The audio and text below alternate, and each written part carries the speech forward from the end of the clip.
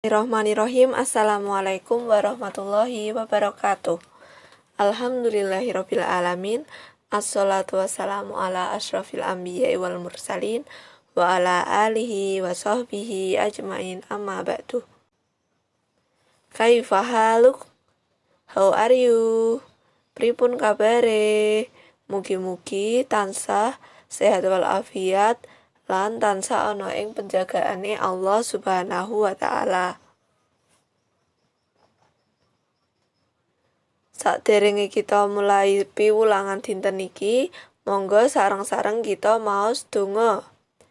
Bismillahirrahmanirrahim. Allahumma inni as'aluka ilman nafi'a wa rizqan thayyiba wa amalan mutaqabbala. Nah, dinten iki kita ajeng sinau basa Jawa kelas kalih piwulang kalih.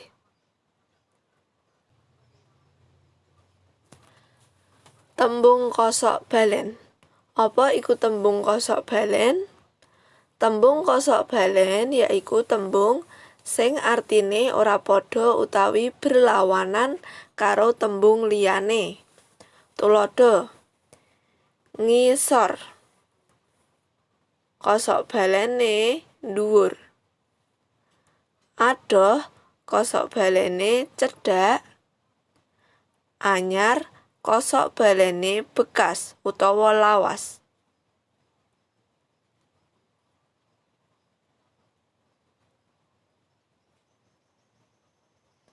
Nah, monggo digatekake tabel menika. Adem, kosok balene panas.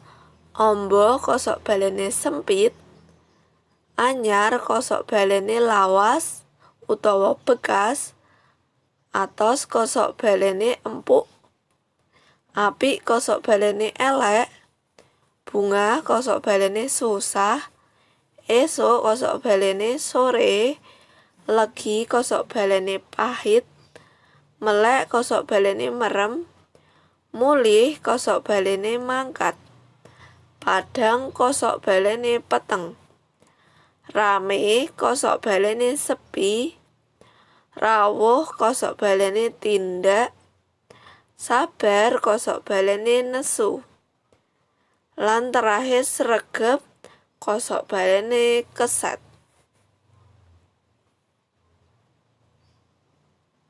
Nah, sakniki wangsulana pitakon ing ngisor iki nganggo tembung kosok balen. Nomor 1, ning Salatiga hawane krasa adem. Dene ning Semarang hawane krasa. Nomor 2, pasar iku panggonan sing rame banget. Dene kuburan iku panggonan kang. Nomor 3, klambine Mbak Aisyah anyar. Dene klambine Rima.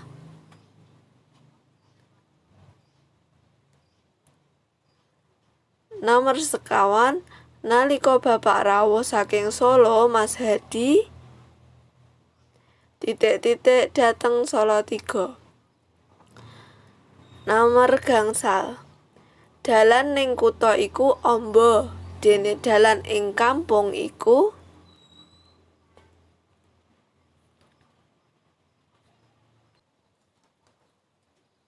Kesimpulan piwulangan dinten iki.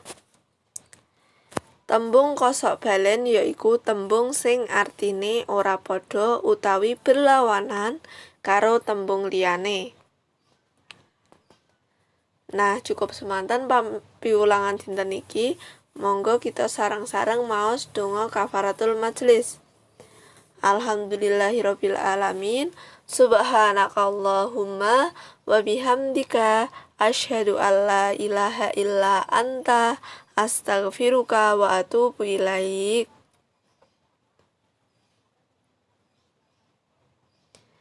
Jazakumullahu khairan.